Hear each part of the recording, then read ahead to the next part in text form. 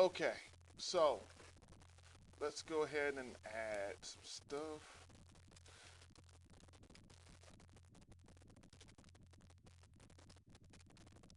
Region 2.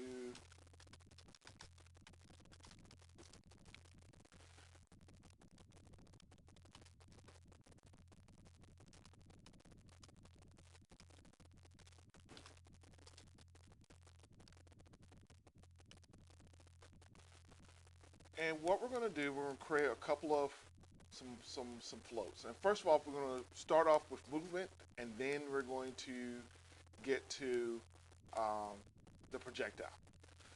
So we're going to create a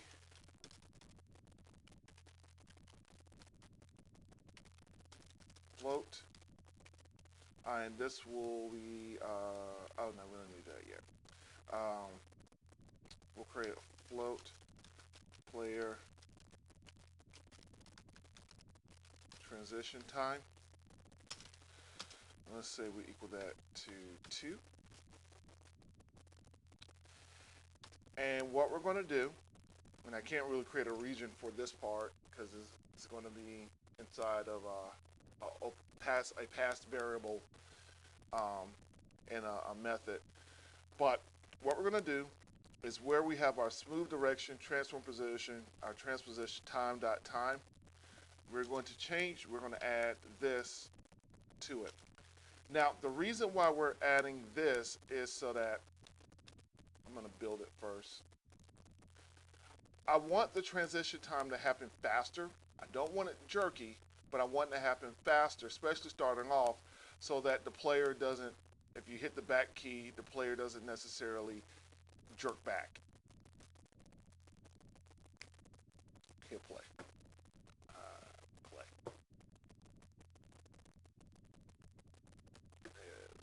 It's running a little slow. Play. 1, 2, 3, play.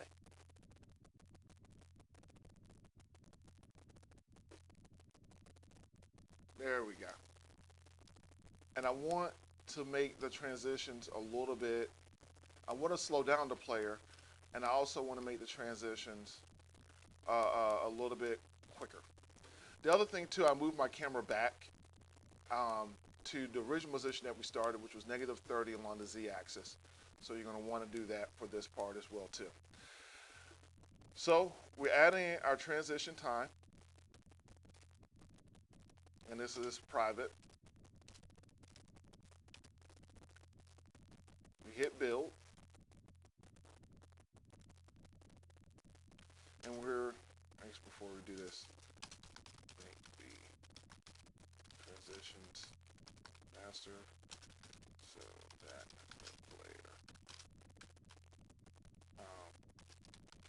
movement is more stable. I'm also going to bring these down. So let's. I'm going to bring this down. Let's go to.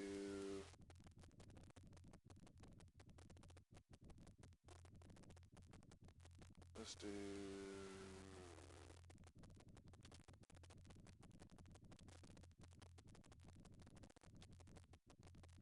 30 and 40.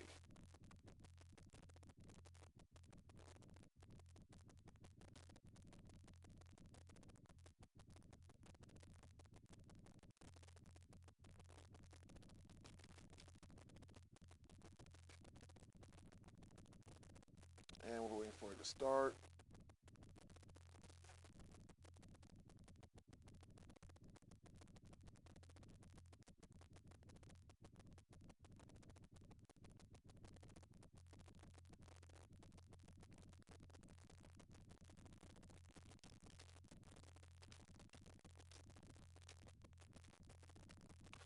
So we get a little bit more smooth transitions. And if it doesn't, if you accidentally hit the back key doesn't necessarily shoot back, and it feels like it has just a slightly little bit more control.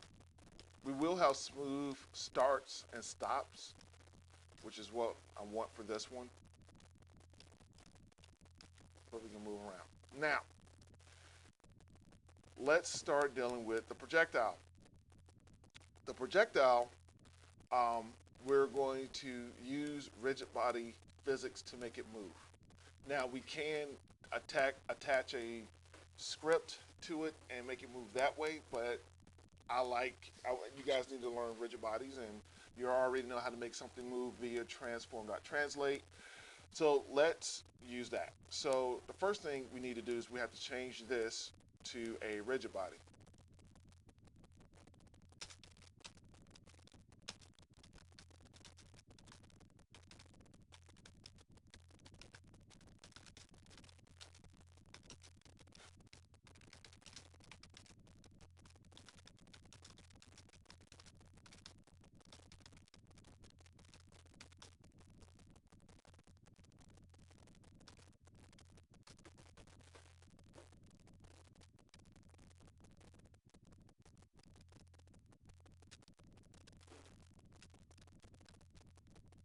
Actually,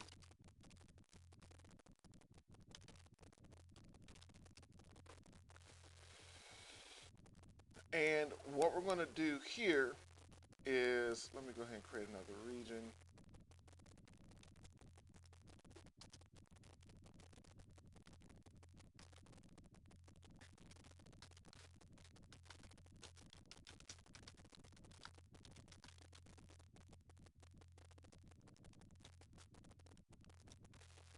So I'm going to copy this, and I'm going to just comment it out so that it's there.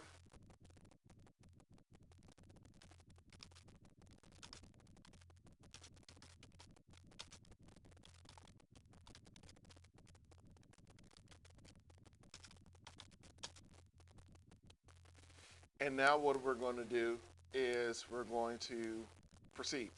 So here we're going to create a rigid body variable in here. So rigid body, clone, semicolon. And then we're going to tell the clone that it is equal to our instantiated object.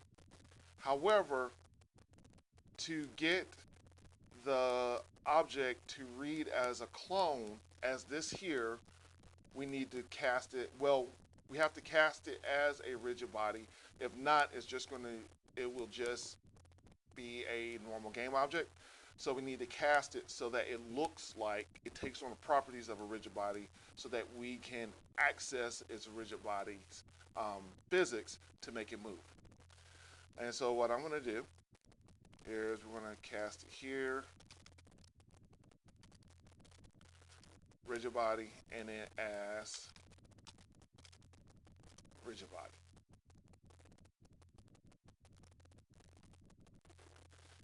And we don't have any errors. Then the next thing we're going to do is we're going to grab add force. So clone, get component, rigid body,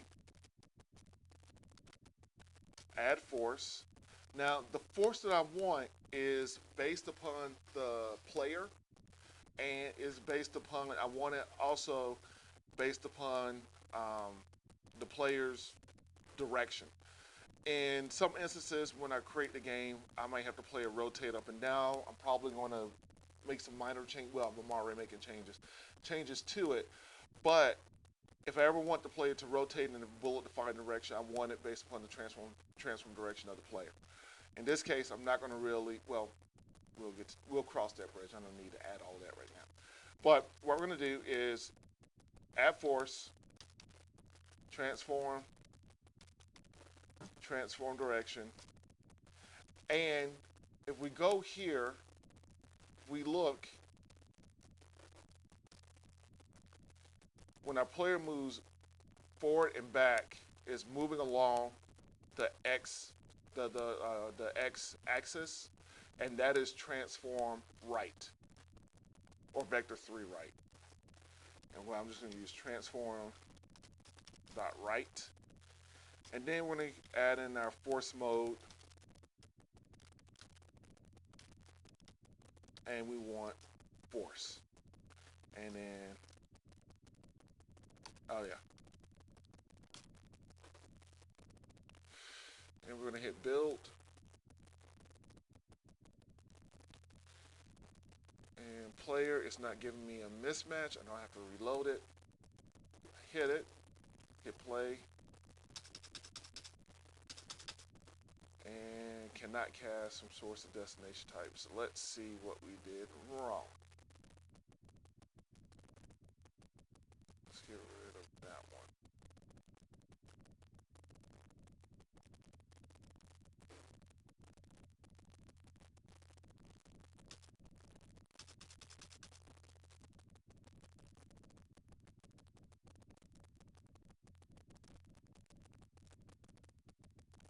Oh, never mind. Let's keep that. I'm gonna hit build. I need to reload it back in here because it still thought it was a game object.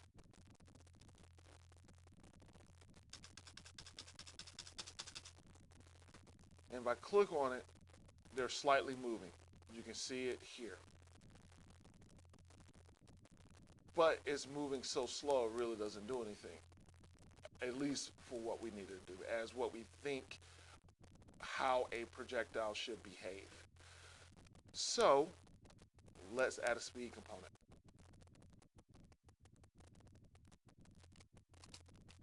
So I'll create a float.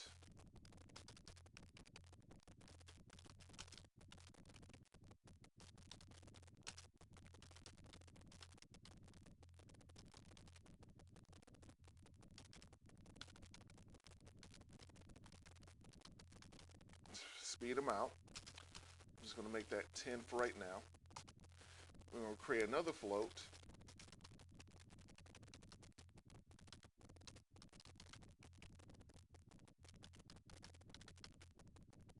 Projectile speed.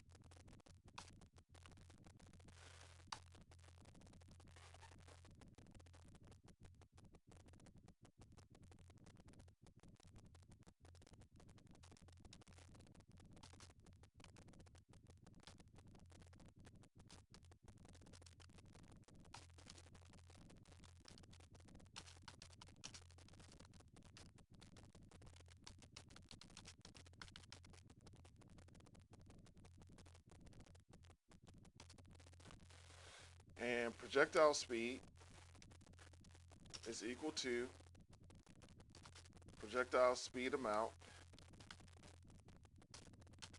times time dot time.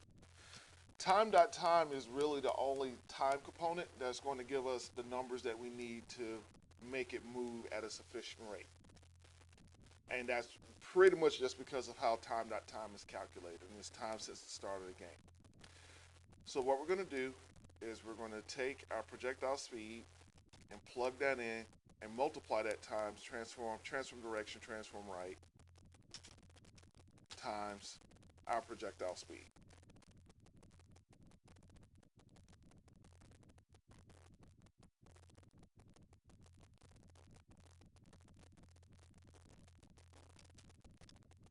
And there. And it's moving faster, but not as fast as I would like. And this is the reason why I just had this open in the inspector. So let's say it's 50. So I don't have to keep rebuilding it. And then it's a little slow. Let's say 100.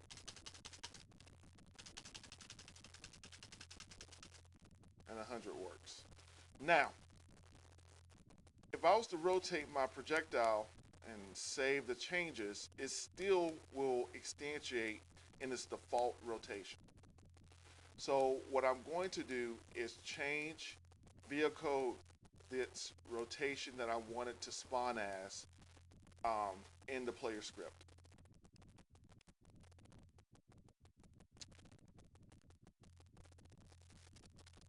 And I'm going to separate these two out.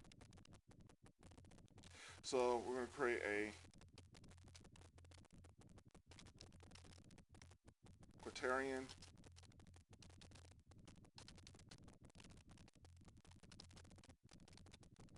route adjust is going to be is equal to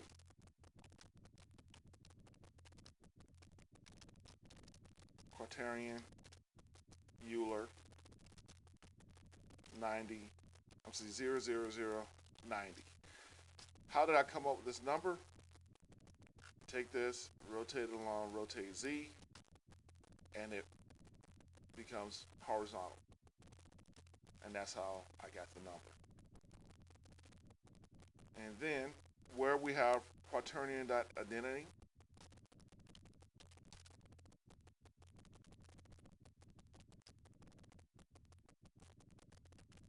we're going to plug in our rot adjust.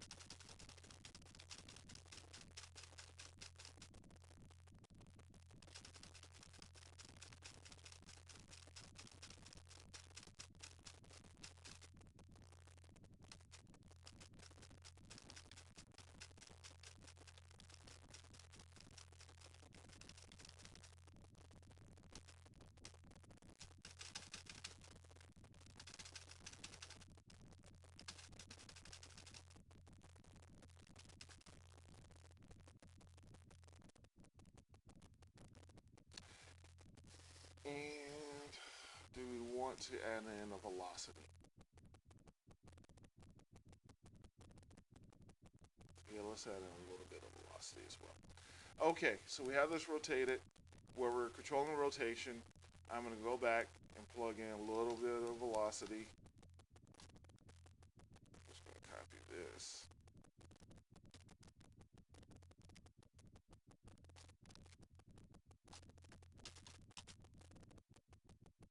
And the velocity is going to be equal to this.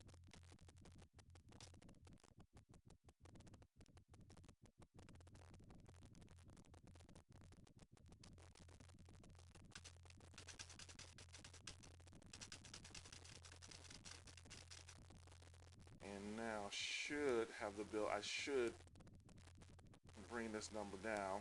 So let's say, let's cut it in half right now.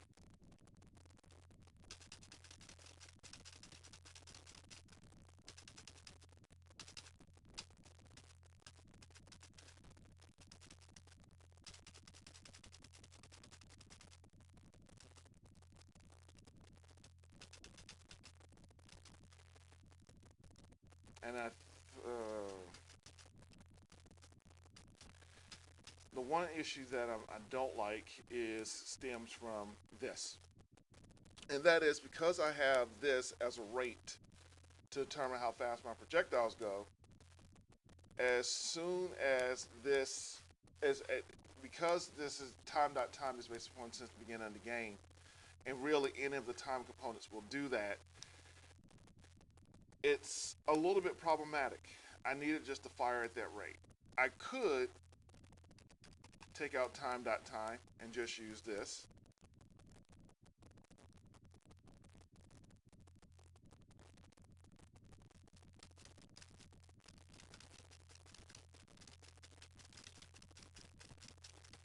And at least it will stay constant because that's a constant number that's not changing.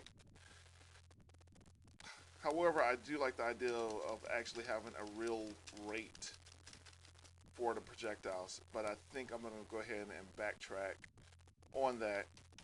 We'll set it at 35, and we'll just leave this as is. And then if I do this, I really don't need this, but I'm just going to keep it anyway. It's not really that extra line and that extra process isn't going to affect anything.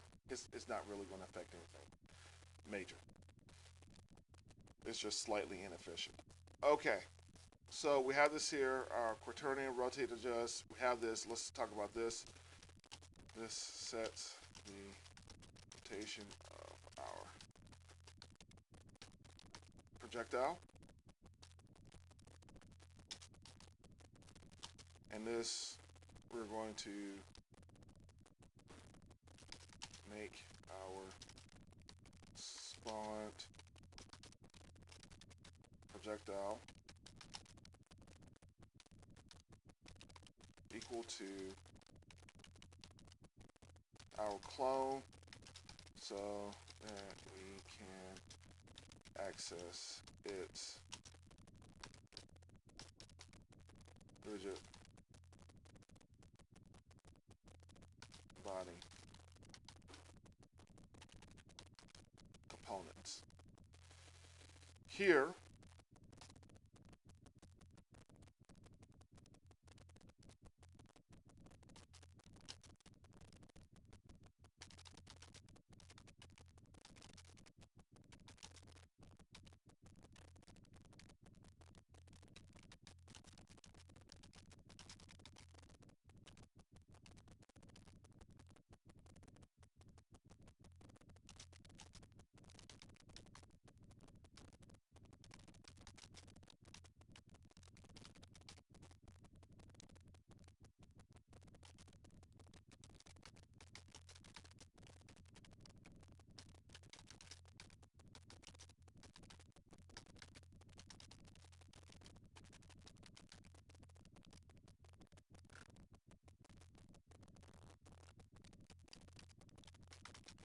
and we access the add force component to make it move, and then the direction is based on the player's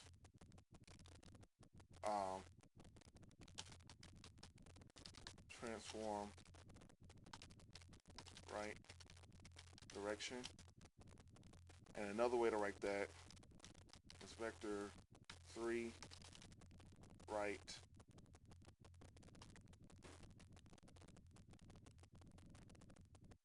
let's make this multiple lines.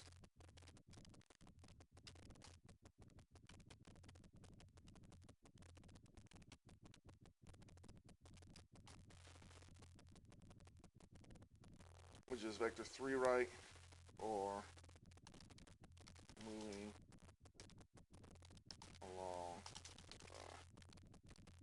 x axis. So our velocity is, we're just adding some more directional information that will slightly affect our rate of travel in the direction they're in. Alright. Hit build. It's working. We've already talked about this. Eventually, we're just going to make this hidden. We'll set our value and make it hidden, but for right now, we'll leave it open just so we can play around with it if need be. Questions about this?